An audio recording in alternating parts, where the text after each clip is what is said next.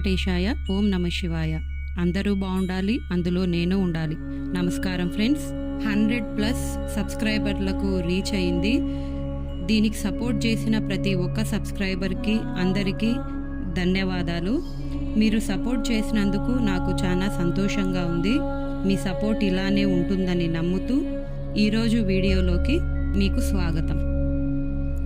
ఈ వీడియోలో మనం ఒక తల్లి కొడుకుల గొప్ప కథను తెలుసుకుందాం.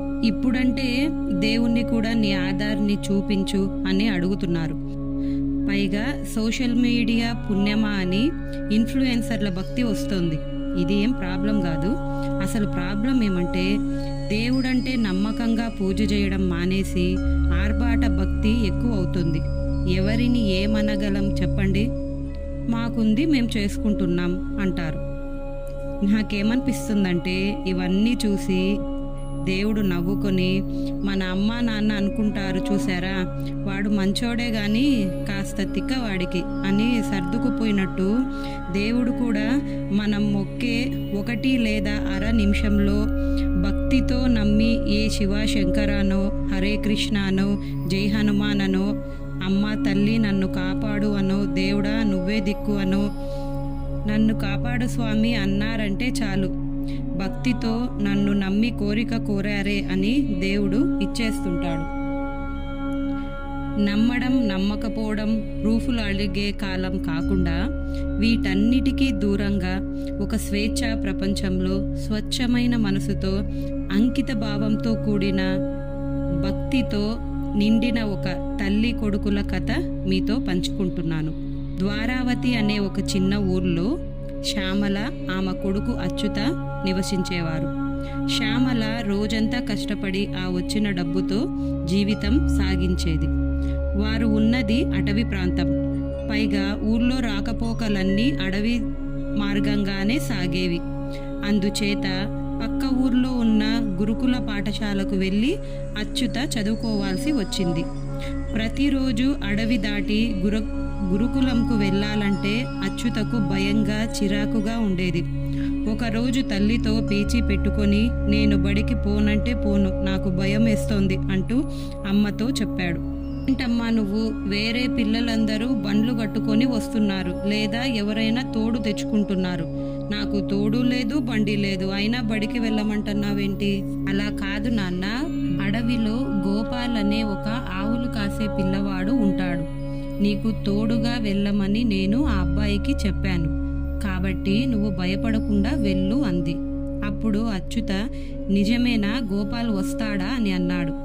అవును, గోపాల్ వస్తాడు అని నమ్మకంగా చెప్పింది అమ్మ. ఇక మరుసటి రోజు అచ్యుత బడికి హుషారుగా బయలుదేరాడు. అడవిలోకి రాగానే గోపాల్ ఉన్నావా అన్నాడు. నీ వెనకే ఉన్నా, మీ అమ్మ నాకు చెప్పిందిలే నిన్ను చూసుకోమని అన్నాడు. అచ్యుత వెనక్కి తిరిగి చూసి, అరే గోపాల్, నువ్వు ఎంత అందంగా ఉన్నావు, నాలాగే ఉన్నావే అంటూ మురిసిపోయాడు. కబుర్లు చెప్పుకుంటూ అడవి దాటేశారు. బడి నుండి ఇంటికి వచ్చిన అచ్యుత చాలా హుషారుగా వచ్చి, అమ్మా నువ్వు చెప్పినట్లే గోపాల్ వచ్చాడు, గోపాల్ చాలా మంచివాడు తెలుసా, నాతో బోలెడన్ని ఆటలు ఆడుకున్నాడు అన్నాడు. అప్పుడు శ్యామల, నేను చెప్పానుగా గోపాల్ వస్తాడని అని అంది. కొడుకు సంతోషాన్ని చూసి శ్యామల చాలా సంతోషించింది. ఇలా రోజు అచ్యుత గోపాల్ అని పిలవడం, వాళ్ళు కబుర్లు చెప్పుకుంటూ బడికి వెళ్ళడం పరిపాటు అయ్యింది. ఒకరోజు అచ్యుత గోపాల్ను పిలవలేదు. అడవిలో అచ్యుత ఒక్కడే వెళ్తున్నాడు. అప్పుడు గోపాల్ వచ్చి, ఏంటి నన్ను పిలవకుండానే వెళ్ళిపోతున్నావు, ఎందుకు నన్ను పిలవలేదు అన్నాడు. అచ్యుత ఎంతో నిరాశగా, గోపాల్ నాకు సమస్య ఉంది అన్నాడు. ఏంటి చెప్పు అన్నాడు గోపాల్. అది కాదు, మా మాస్టారు పుట్టినరోజు వేడుకగా చేస్తున్నారు, అందరూ ఖరీదైన వస్తువులు బహుమతిగా తెస్తున్నారు, నా దగ్గర మాస్టారుకు ఇవ్వడానికి ఏమీ లేవు అని బాధపడ్డాడు. అప్పుడు గోపాల్, ఓ అదా సంగతి, ఈ కుండలో పాలు బహుమతిగా ఇవ్వు అని పాలు నిండుగా ఉన్న ఒక కుండను గోపాల్ అచ్యుత చేతికి ఇచ్చాడు. ఇక అచ్యుత సంతోషంగా మాస్టారు ఇంటికి చేరుకున్నాడు. అక్కడ తన మిత్రులు చాలా ఖరీదైన వస్తువులు చూసి తను తెచ్చుకున్న పాల కుండతో మాస్టారు దగ్గరికి వెళ్ళి, మాస్టారు, మీకు పుట్టినరోజు శుభాకాంక్షలు, ఇవిగో ఈ పాలు మీకోసమే తెచ్చాను అన్నాడు. మాస్టారు మొహం మార్చుకొని, ఒరే, ఈ పాలను ఒక గిన్నెలో పోసి ఆ కుండ ఇచ్చేయిరా వాడికి అన్నాడు. అచ్యుత అక్కడున్న తిండి పదార్థాలు, వచ్చిన వాళ్ళ ఖరీదైన బట్టలు చూసి ఆశ్చర్యంగా అలా ఉండిపోయాడు. మాస్టారు, ఇలా ఒకసారి రండి అన్నాడు శ్రీను.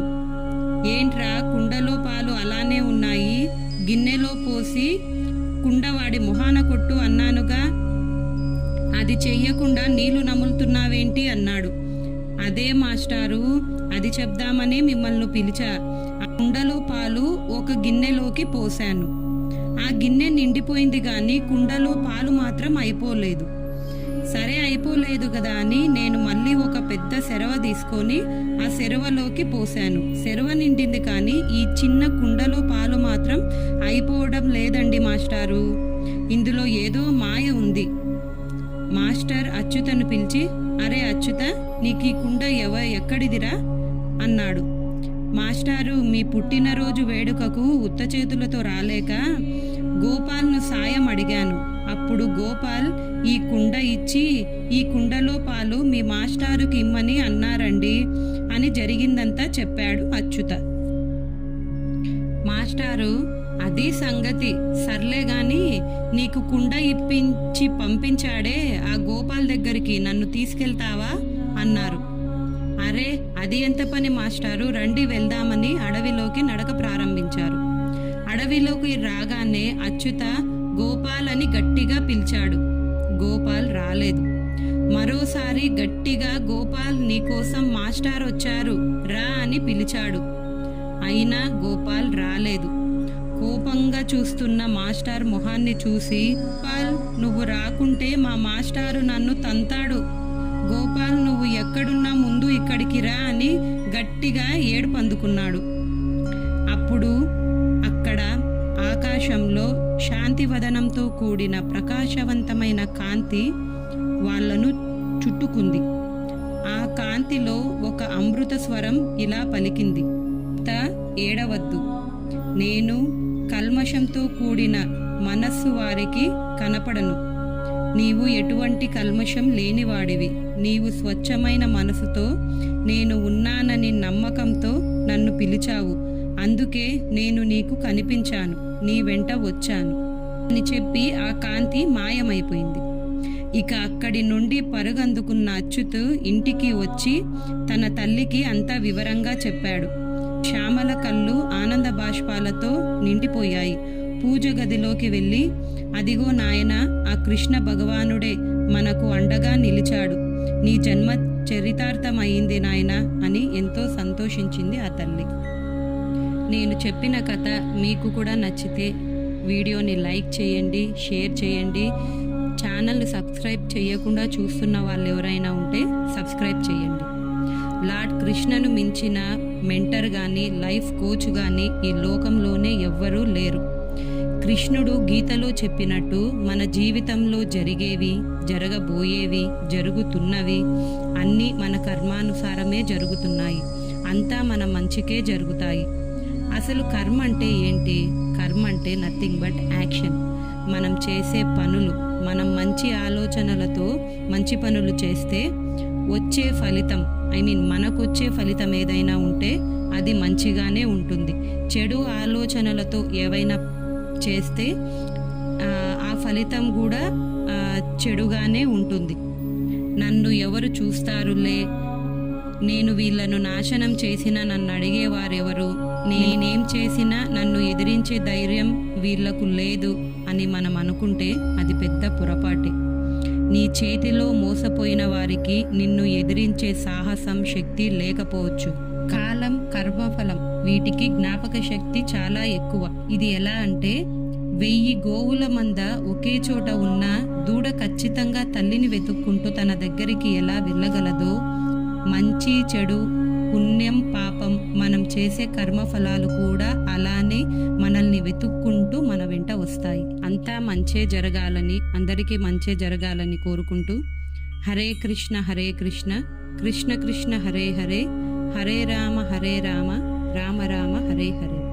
వసుదేవ సుతం దేవం కంసచానూర మర్దనం దేవకీ పరమానందం కృష్ణం వందే జగద్గురుం.